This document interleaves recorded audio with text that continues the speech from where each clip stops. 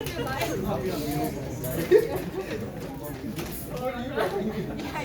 we're going to begin with a review of what we did last lecture with electric potential energy and electric potential. So we started with the definition of the potential energy in general. So for potential energy,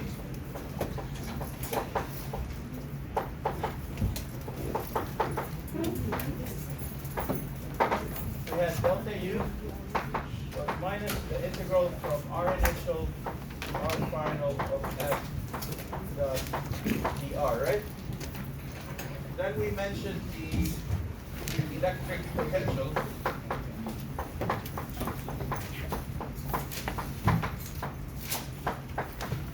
Electric potential had a simple V, voltage. Units are V. And it was delta V equals to minus, instead of the force, in this case it would be electric force, it would be electric field.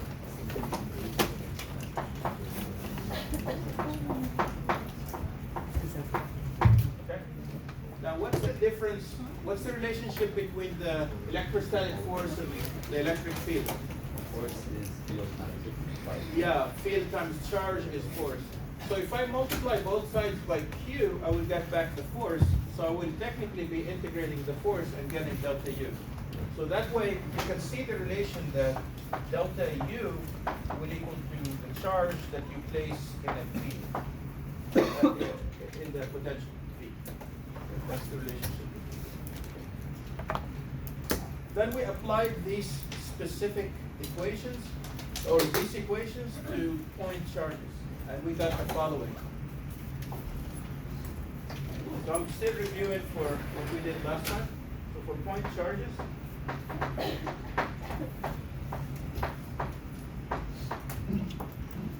let's start with the potential. Let's say I have a charge Q1.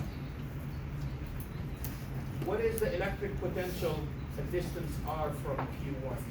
What would the electric potential be? Distance R from Q1. Do we remember that?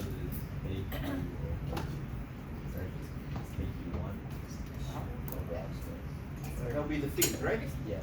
And when we integrate it, it would become K Q1 over R, right? Which is Q1 over 4 pi epsilon naught times 1 over R. That was the potential due to a point charge. Now, if we place a charge Q2 now, if we come in and place a charge Q2 here and ask what is the potential energy for Q2, the potential energy between Q1 and Q2, right? So someone comes in and places a charge Q2. In that case, the potential energy between charges 1 and 2 is going to be K Q1 Q2 over R, which is to say Q2 times, what's K Q1 over R? V1, right? So this is V1. Which again brings us to change in potential energy equals to the charge times change in potential, or potential energy is equal to charge times potential. If you recall, also for the units, just quickly, we said 1 volt was, well, look at it, joules, coulombs, volt. So joule divided by coulomb gives you a volt. So joule per coulomb. We also talked about the electron volt, 1 eV, 1 electron volt. It was 1.6 times 10 to the minus 19 joules. So an electron volt is a unit of potential energy, of energy.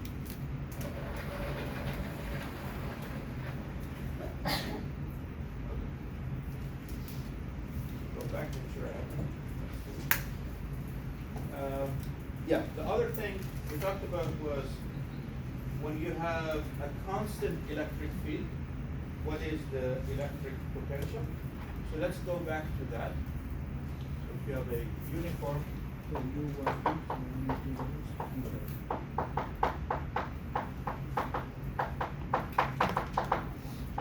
To not be the negative sign. how do you create a uniform electric field? Infinite plates. Good. So here is a plus sigma minus sigma, so plus, and minus, Indicating a loss. and so the electric field will be in this direction, right? That's the electric field. Let me put here. And let's say, so we know our directions. This is I hat, and this is J hat. So the electric field is minus the I hat. That's the concept for the electric I want to ask something. Is U12 and U21 is different? Yes, no, they're the same. They are the same. Yes. No negative signs. No No. signs. You just, it would be Q2 times Q1 instead of Q1 times Q2, which is the same. For force, it's different because the force has a direction. Potential energy, it's a scale. So it doesn't have a direction. But isn't like if there's a negative sign in it, doesn't mean like loss in energy? No. Not, for the potential energy, U12, U21 is identical. They're the same. So, is this set up here? Let's say, here's my x-axis. And suppose the negative plate, we're going to place it at 0. The positive plate, the distance between them is going to be d. This is d. So what's this coordinate here? X, d, goes to d. Okay. And then this way, here is x. This is x, right? And I would like to know the potential as a function of x, from the potential difference from the minus plate to a point x, okay? So delta V, I will have the potential at point x minus the potential at the negative plate, right? Or at 0. Because the negative plate is at 0, right? At x equals 0. That's going to be, by definition of the change in potential, this, right? This is the definition, so we're going to use that. Yeah. What is the one? X is the distance from the negative plate to here. What is that? So let's say I want to know the potential at the potential difference between this point and this point. What's the potential difference between them? Yeah. So let's say, similar to, let's say, always go back to gravitational potential energy. So let's say the gravitational potential energy is something here, and then the gravitational potential energy is something else here. The difference between the two gravitational potential energies would be mgh. That's what I'm trying to figure out. What is the potential as a function of x from this point? Okay. So anything that has somebody that just have a electric potential, but if you want to place a charge there, then you get the potential. Yes, that's my plan. Yeah. We're going to get to that. So, so I have minus, what's the initial? Here, I have to put our initial, what's in it? 0, right? And final? X. And then what is E? Yeah, so minus E I hat. What's dr? It would be, dr is this way, right? It's dx I hat. So what's the, I need to put it. Once their dot product becomes just minus E dx, right? Minus minus is plus, so it just becomes E dx. And then what's this integral? It just becomes ex, right? Ex. So notice this then. We can take our reference point, we can take the potential to be zero at the negative plate. We're free to choose, for example, where is the zero gravitational potential energy? It's in this room. Is it the floor or the ceiling? Up to you. It's up to you. You choose, you choose. You make the choice. What really matters is the difference in potential energy. So we always choose a reference point that is convenient. In this case, a convenient reference point might be here. So we just choose it at the negative plate. The convention is when you have two infinite plates, the negative plate is the zero potential or potential energy. Because potential energy will just be potential times Q. So this is the zero. So I'm going to take, this is our reference, so this one is going to be taken. The zero, so V of x is going to just be E times x. Okay? So in other words, V at zero is going to be what? Zero. And then V at the positive plate, which is D, is going to be ED. And if we were to plot, here's x, here's D, here's V.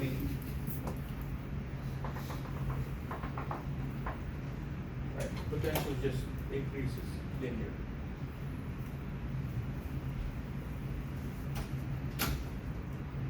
And so I'm going to do just what we mentioned about potential energy now, specifically potential energy. And we're going to place a charge between the two plates and then ask what would the speed of the charge be afterwards. So here is the example. I guess, yeah, this example here, we'll start it from the beginning. Let's say I have a sheet and another sheet. Okay, here are the sheets. They look like this, right?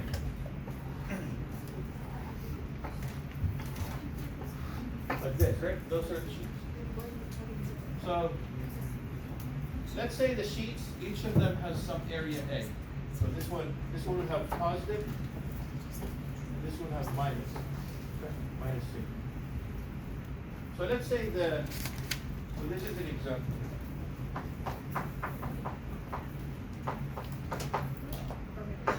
Consider two sheets. Each is 2 centimeters by 2 centimeters, and they are a distance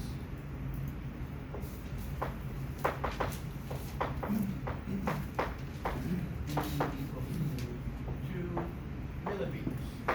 Distance between them is 2 millimeters. So what do you notice about the dimensions of the sheets compared to the dimension of the distance between them? It's larger, right? So they're not infinite, but so they're not this far. Let's say these are the two sheets. They're not this far, and they're maybe this far. So this dimension is much bigger than the dimension between them. So we can approximate them as infinite sheets. Okay? So that's the idea. So we're going to figure out what what the field between them is. So suppose we place a charge of plus and minus. The positive one has a positive charge of 1 nanocoulomb, and the other one has a charge of minus 1 nanocoulomb, right? Positive has plus 1 nanocoulomb, negative has minus 1 nanocoulomb. And distance between them is 2 millimeters. So let's do this problem in several steps, yeah. So,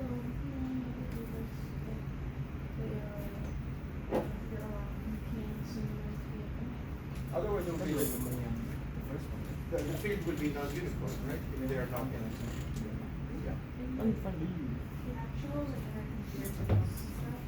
are they able to Yeah, yeah. Because the dimension between close to them is always very, very small. Yeah. Wait. So, uh, so let's do question A.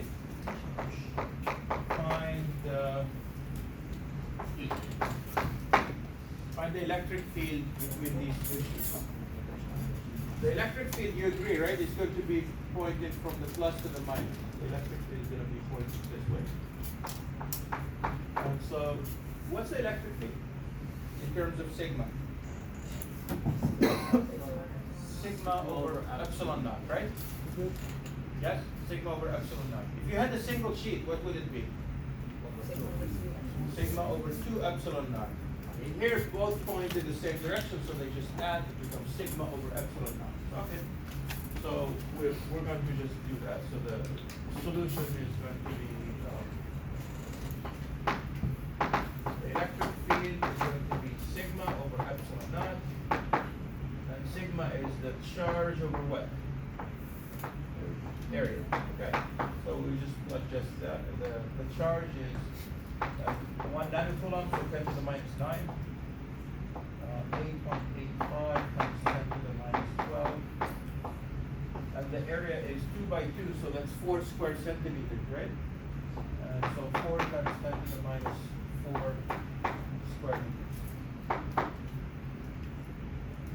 So the electric field happens to be 2.825 times 10 to the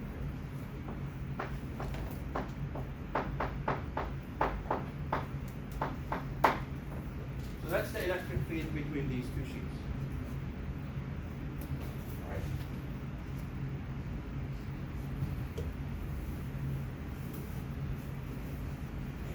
Question B. Question B is going to be this. So think about the midpoint. Let's use different colors.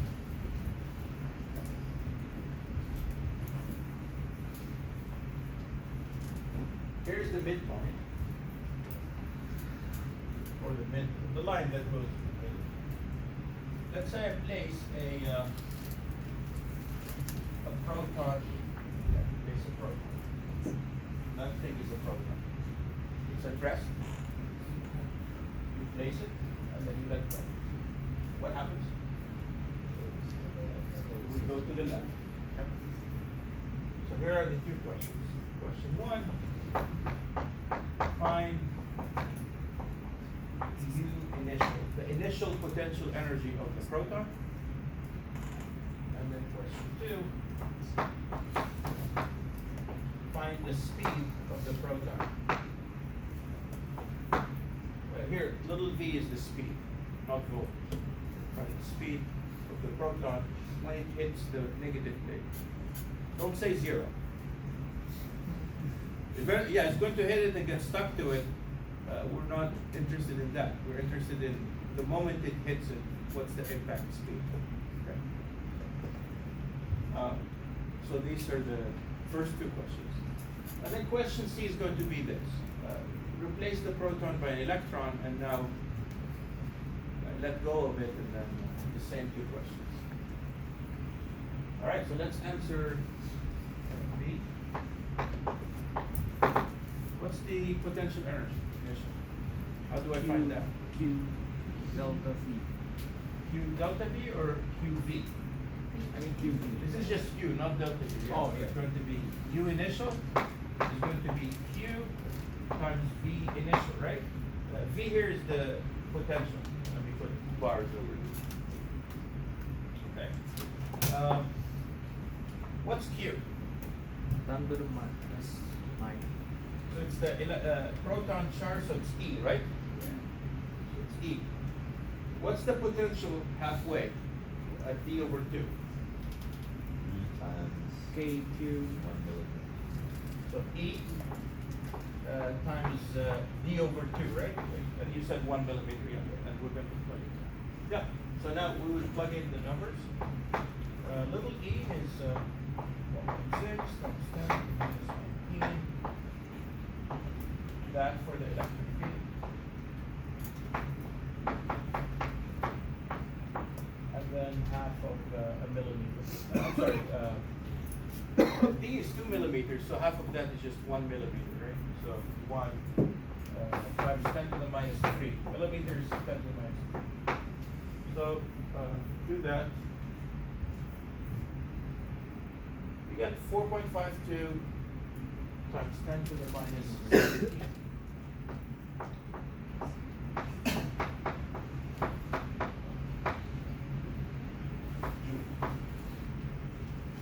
So that's the potential energy.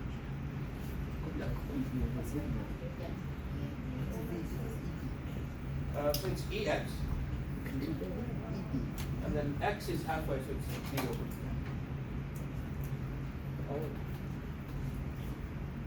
So that's that. Now, the next question is the speed. How do we get the speed? What's the approach? Conservation of energy, yeah. No friction, no resistance, nothing. Just we got electric forces. Okay, so conservation of energy, what does it say? Kinetic plus potential at the beginning equals kinetic plus potential at the end, right? So here it is. Kinetic plus potential at the end is equal to kinetic plus potential at the beginning. Let's start. What's the kinetic energy at the beginning? Zero. Let's see. Potential energy at the beginning was that number. What's the potential energy at the end? Zero. Yeah, it's gonna be at the negative plate, right? And that's the 0, right? The negative plate is taken to be the 0. So 0, yeah. So this one is 0. Yeah, so just have to solve this. So we get 1/2 m d squared is equal to u initial. So you get v is equal to twice u initial over m squared root. So twice 4.52 times 10 to the minus 17 over. What's the mass of a proton? You should know this now. You have it memorized. 1.67 times 10 to the minus 27. Yeah. And you get the speed. Speed probably going to be large, right? We got it. 10 to the 5th. 2.33 times 10 to the 5th.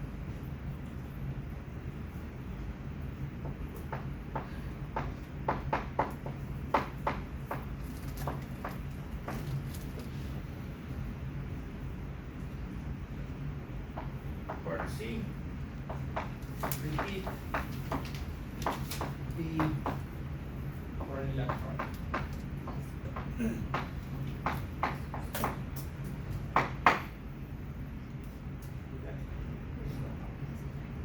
TRON. So we want to repeat the same thing but for an electron. So the electron is going to start in the middle and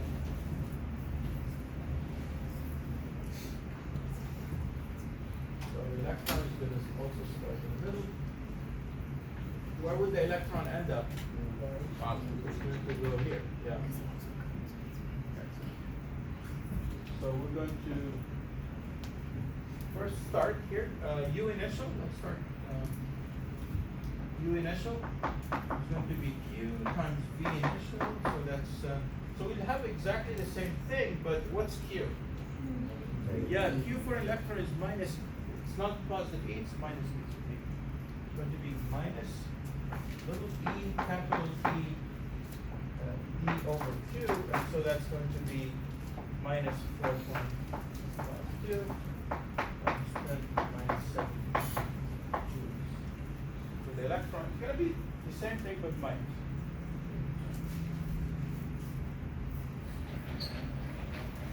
And then what's the speed when it hits the positive plate? It's going to be moving faster or slower than a proton?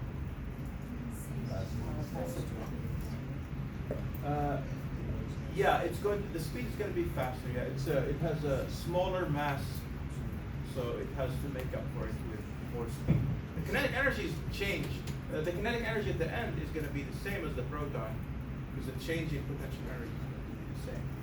So that's, again, conservation of energy, right? But we have to be careful here. We can't just put zeros. Huh? Let's see. Yeah, it shouldn't, right? Yeah. So we get K final plus U final is equal to K initial plus U initial. The kinetic energy at the beginning, we released it from rest, so that's 0. And yeah, so what's the potential energy at the end? Is it going to be 0? No, it's going to end up on the right plate. The potential energy there is not 0, right? And the positive plate is going to be ED. Yeah, it's going to be ED. And the right plate is going to be ED. So you have the kinetic energy at the end, okay, 1/2 mv squared, okay? By the way, here, which m? This is electron, right? It's no longer proton. We're dealing with an electron. Okay. Plus, or will equal to U initial minus U final equals, U initial we said is what?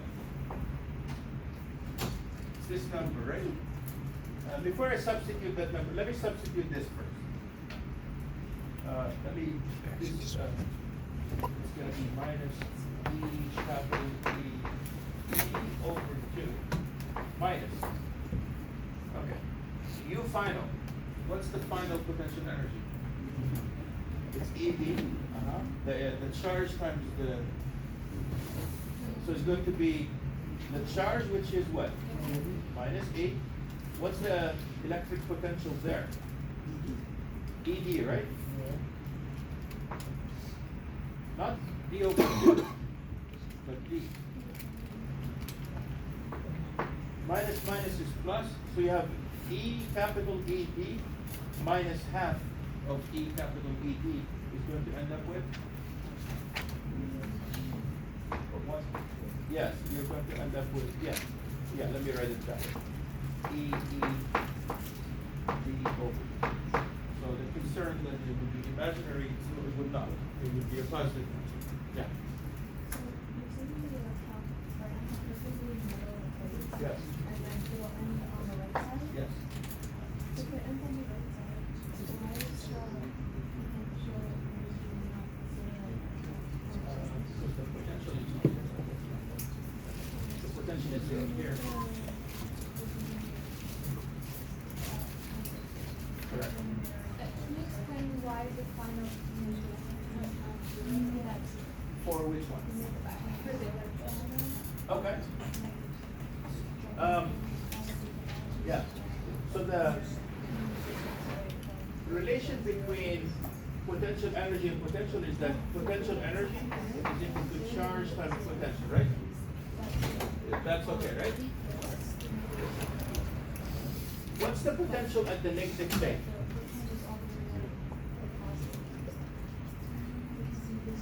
Zero.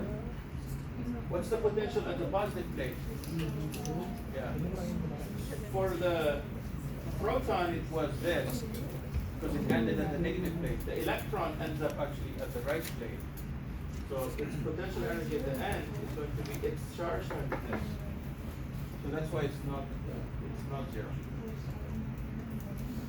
All right. Yeah. So if the electron started at the negative plate, would it also have 0 potential? It would have initial, 0 initial potential. If it started at the negative plate, yeah. So the crosshairs that we have in between those plates, that's not our, we're using that origin basically for calculating the potential, I guess.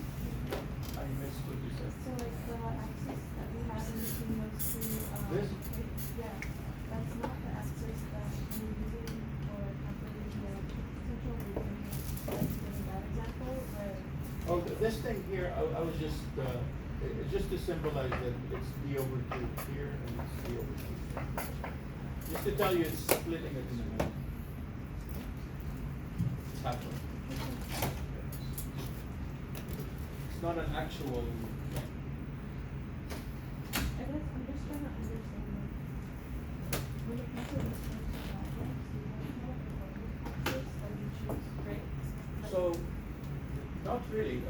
So what we do is we agreed that the negative plate is going to always be the zero reference point for the potential. So this is the zero. Anywhere here is going to be positive potential in this grade. That's where it comes up.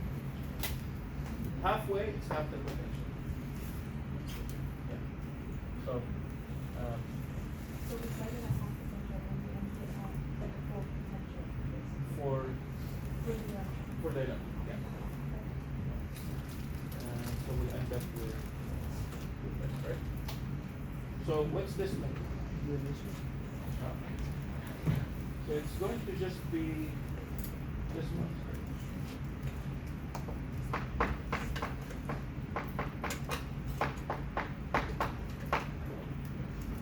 So now you have 1/2 mv squared equals to this. So you get mv twice 4.52 times 17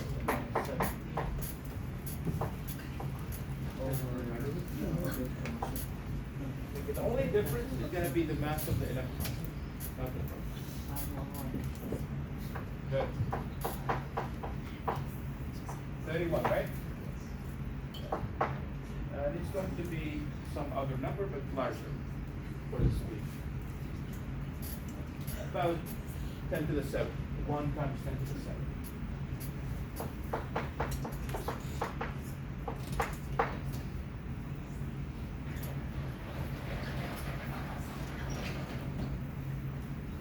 So, we don't have this. So for charges, for masses, they always fall from high potential to low potential. Always, high to low. You don't have a mass falling from low to high because you don't have negative masses. For the electron fell from the low potential to the higher potential because it's actually negative. It's inverted for it. Everything is upside down. For electron. Yeah. But its potential energy still coming. Yes. Yes. Because It did. of the negative. Yes. Yeah. It did. Yeah. Yeah.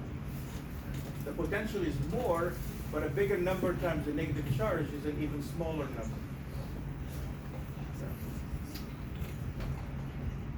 Yeah. Okay. Where am I? We're here. Okay. Let's see.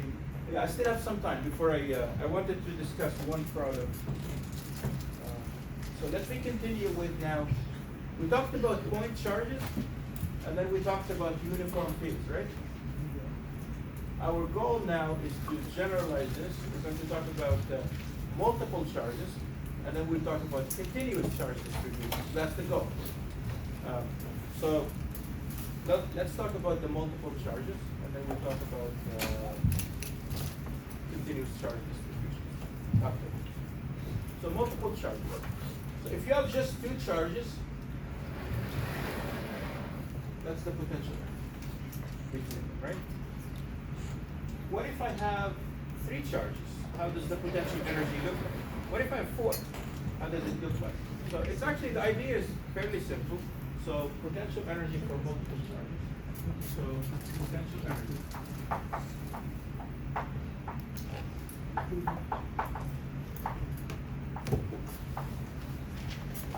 For multiple point.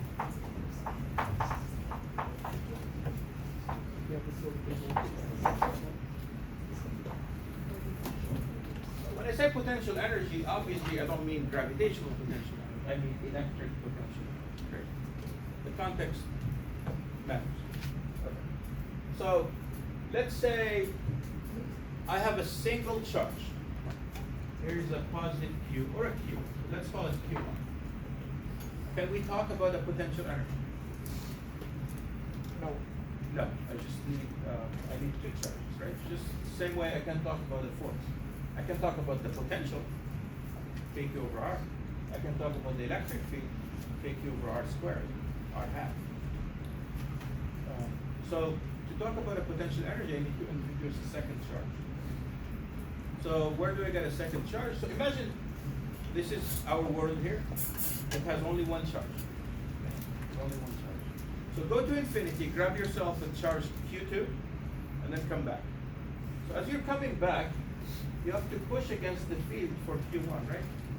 You have to be doing work against Q1. So after you're right here, you have done all that work. You place your charge Q2 right here. Is your work wasted? No. It's now reflected as potential energy. R12. So there is potential energy between 1 and 2, right? So we already knew this one, right? U12 is just K, Q1, Q2 over R. Right. So go back to infinity and grab yourself a third charge, right? Q3. As you're coming back, you have to do work against the field for charge 1 and also charge 2. So by the time you get your Q3 here and place it some distance R13, and this is an R23, you have additional potential energy now between 1 and 3 and 2 and 3, right? You have more potential energy. So there is potential energy between 1 and 3 and 2 and 3. And you can repeat the process and introduce charge 4 without writing it. Say go to infinity, grab myself charge 4. As I'm coming back, I have to do work against 2 now. It needs all. All these existing charges. So by the time you place your charge 4 here, you now have potential energy associated with 1 and 4, 2 and 4, and 3 and 4. So you have additional 3 terms. And you can repeat it for charge 5. And then you can write this in a more compact way using summation notation, but this is good enough. I'm not going to. In the notes, I do have it. This is good enough. So is that clear? And then if you have a continuous charge distribution, we will see how we can deal with that. So let's do an example with this one first, and then yeah. For the unit use substrate, which part is of the potential energy? Or is that just the potential energy? The total. Yeah, for the entire set. So here is the example I want to do. I'm going to keep checking the clock. I want to make sure. I want to do a problem before we finish. Connection. Okay. So here's the example I want to do for this. Imagine I have an electron here. Here's an electron. Let's say this is charge 1. And all of them are going to be electrons. Okay, so charge 1 is an electron, charge 2 is an electron, charge 3 is also an electron. Here's your charge, let's say, 3. And here's your charge 2.